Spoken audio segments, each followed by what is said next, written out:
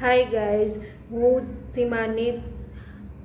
આજે હું તમને વાત કરવાની છું કે અમદાવાદમાં પ્લેન ક્રશમાં 242 જણા એક્સપાયર થઈ ગયા છે અને તેમાં પૂર્વ રહેલા સીએમ વિજયભાઈ રૂપાણી પણ એમાં હતા. તે પોતાની વહુને લંડન લેવા માટે જતા હતા અને તે પણ તેમાં બેઠેલા હતા. તે એક્સપાયર થઈ ગયા છે. ખૂબ જ દુઃખદ ઘટના બની છે. અમદાવાદમાં બ્લેક ડે તરીકે જાહેર કરવામાં આવ્યો છે.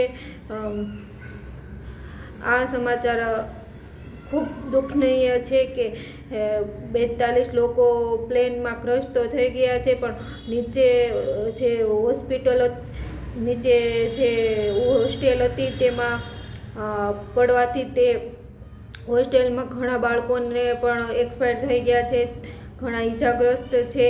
આ બધા લોકોને સિવિલ હોસ્પિટલમાં ખસેડવામાં આવ્યા છે અને ઘણાને તો લોહી પણ ચડાવવામાં આવ્યું છે. જે O નેગેટિવ બ્લડ ગ્રુપ કંઈ પણ મળતું નથી, તે માટે બધા મેસેજ કરે છે કે O નેગેટિવ ગ્રુપ મળી જાય.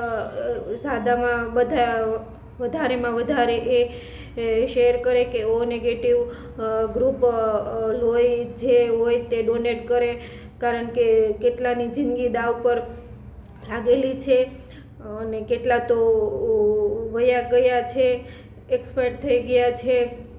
ઘણા એવા છે કે જે હસતો ખેલતો પરિવાર પણ વિખાઈ ગયો છે.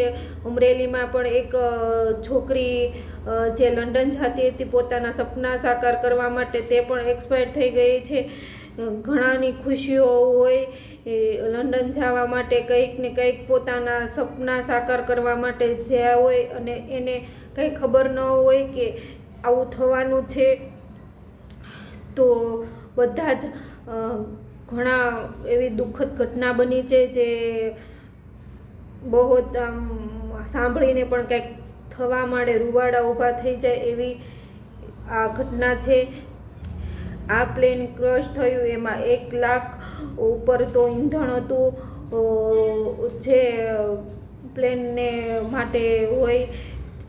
તેના હિસાબે તો હજી તો પ્લેન ચડતું જ ત્યાં જ ક્રશ થઈ ગયું છે.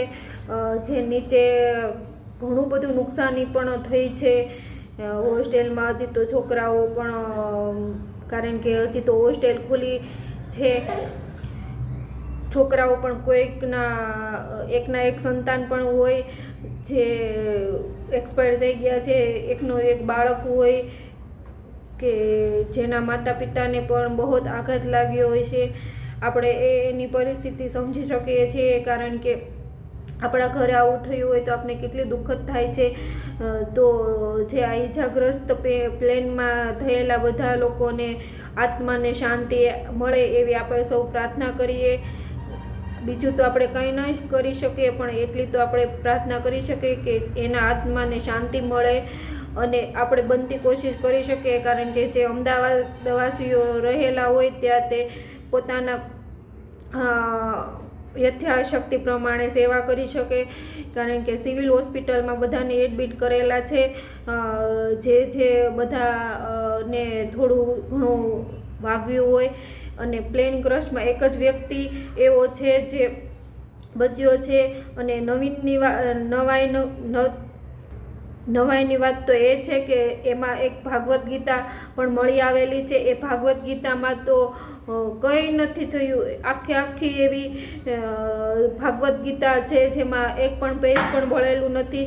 આપણે એમ માનીએ છીએ કે ભગવાન નથી, પણ ભગવાન તો છે જ. તો જ આ ભાગવત ગીતામાં એક પેજ પણ નથી બળેલું, કારણ કે ભગવાનની એવી કૃપા રહેલી છે કે એક પેજ પણ બળ્યું નથી. આટલા લોકો બળીને